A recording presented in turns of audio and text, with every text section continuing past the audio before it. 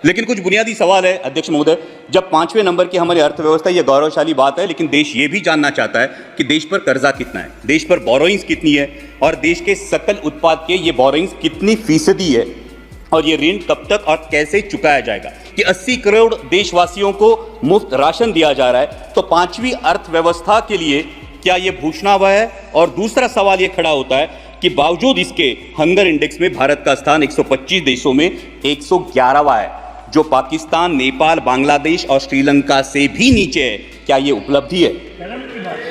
और अगला सवाल ये बनता है, जो 5वें नंबर की अर्थव्यवस्था है वो अपने जेन्युइन, जो ईमानदार टैक्स पेयर्स है, उनको क्या दे रही है? ये टैक्स पेयर्स को अपने बच्चों को शिक्षा के लिए प्राइवेट स्कूल में भेजना पड़ता है, उनको अपने हेल्थ के लिए हेल्थ इंश्योरेंस निकालना पड़ता है। सर, नौबत तो ये है कि जब नॉर्मल मिडिल क्लास आदमी बाइक खरीदने जाता है तो उसको 28% जीएसटी देना पड़ता है, लेकिन इस देश में जो कोई हेलीकॉप्टर खरीदना चाहता है उसको सिर्फ 5% जीएसटी है। तो क्या ये उपलब्धि है? ये हर देशवासी के लिए अर्थव्यवस्था है? ये सबसे बड़ी बात है। और इसीलिए ये सवाल बनता है कि जब अर्थव्यवस्था क्या सही में सुदृढ़ है या सिर्फ ये सूजन है जिसे सुदृढ़ता बताया जा रहा है।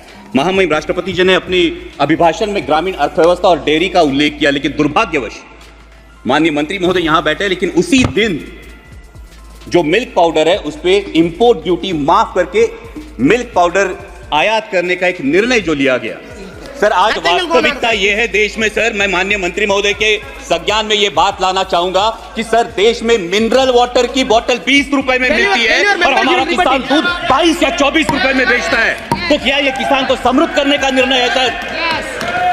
सर, मिनरल वाटर की बोतल 20 रुपए में बिकती है और हमारा किसान जो अपने पशुओं को पालता है उसको दूध बेचना पड़ता है 22 या 24 रुपए किलो में। तो क्या ये किसान के साथ न्याय हो रहा है? ये इसका जवाब किसान चाहता है। सर, महामहिम राष्ट्रपति जी ने किसान सम्मान निधि की भी बात की, लेकिन असली किसान का सम्मान तो तब होगा सर जब कृषि के लिए जो औजार लगते हैं उन पे जो 12% जीएसटी है, ये 12% जीएसटी हटाया जाए और उनके फर्टिलाइजर्स और पेस्टिसाइड्स की कीमतों पर नियंत्रण लाया जाए और कृषि उत्पाद के लिए सुनिश्चित और परमानेंट आयात निर्यात धोरण लाया जाए। सर, हाल ही में हमने देखा, पिछले साल हमने देखा कि जब प्याज की डिमांड थी, मिडिल ईस्ट में डिमांड थी, यूरोप में डिमांड थी, तब प्याज के निर्यात पर पाबंदी लगाकर पाकिस्तान के प्याज उत्पादक किसानों का भला इसी सरकार ने किया है। ये प्याज उत्पादक किसान कभी भूल नहीं सकता। सर, कुछ सालों पहले सर शोले करके एक मूवी आई थी, उसमें एक डायलॉग था, शायद आपको भी याद होगा, कि दूर किसी दराज में जब बच्चा रोता है तो मां कहती है सो जा वरना गब्बर आ जाएगा।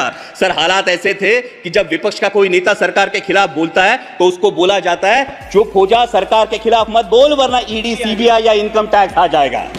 सर, इस इनडिक्लेयर्ड इमरजेंसी का क्या? Sir, 2 minute Please, one more speaker is there. Yes, sir. One more speaker is sir, जब नेता तोड़ो, पार्टी फोड़ो, लेकिन विपक्ष मत रहने दो, ये बात होती है। सर, जब लीडर ऑफ अपोजिशन ने डर की बात की तो महाराष्ट्र में ही बात हुई थी।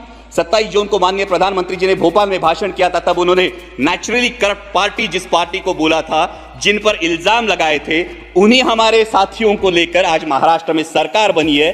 तो सत्ता पक्ष ये कहे कि उनकी नैतिकता कहां गई। लेकिन अंत में मैं देश की जनता का आभार करूंगा। सर, लास्ट पॉइंट, देश की जनता का आभार करूंगा क्योंकि उन्होंने पूर्ण बहुमत नहीं दिया और यह दिखा दिया कि तुम भारत कहो या इंडिया। सर, 1 मिनट से लास्ट मिनट, तुम भारत कहो या इंडिया, मैं वही हूं जो अपने कर्म पर विश्वास रखता हूं। मैं वही हूं जो मंदिर, मस्जिद, मंगलसूत्र से ज्यादा देश की एकता को अहमियत देता हूं।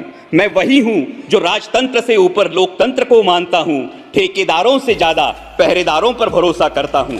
तुम भारत कहो या इंडिया, मैं वही हूं जो नफरत से ज्यादा मोहब्बत चाहता हूं, अहंकार से ज्यादा विनम्रता का आदर करता हूं, अधिकार से ज्यादा जिम्मेदारी निभाता हूं। मैं वही हूं जो संविधान से चला हूं और संविधान को ही अपने सर आंखों पर रखता हूं। धन्यवाद। अमोल कोल्हे म्हणाले, चीनची अर्थव्यवस्था डळमळीत झाली तेव्हा अनेक कंपन्या चीनमधून बाहेर पडल्या, त्यातील एकही कंपनी भारतात आली नाही। ही फार मोठी धोक्याची घंटा आहे। जिथे एकाधिकारशाही असते त्या देशात परराष्ट्र गुंतवणूक होत नाही, हा जगाचा सिद्धांत आहे। देशात एकी गुंतवणूक न होणे म्हणजे तरुणाचा रोजगाराचा घास हिरावून घेणे आहे। कांदा निर्यात बंदीबाबत अमोल कोल्हे म्हणाले, आज कांदा निर्यात बंदी उठवली ती विशेष करून गुजरातचा कांदा निर्यात करण्यासाठी उठवली आहे। कांद्याची निर्यात बंदी झाली त्यावेळी राज्यातील सत्ताधारी नेत्यांना आवाज का उठविला नाही? आता गुजरातसाठी कांदा निर्यात बंदी कशी उठवली? महाराष्ट्राच्या शेतकऱ्याचा कांदा निर्यात बंदीमुळे हजारो कोटींचे नुकसान झाले, त्यात जबाबदार कोण, असा प्रश्न कोल्हे यांनी विचारला।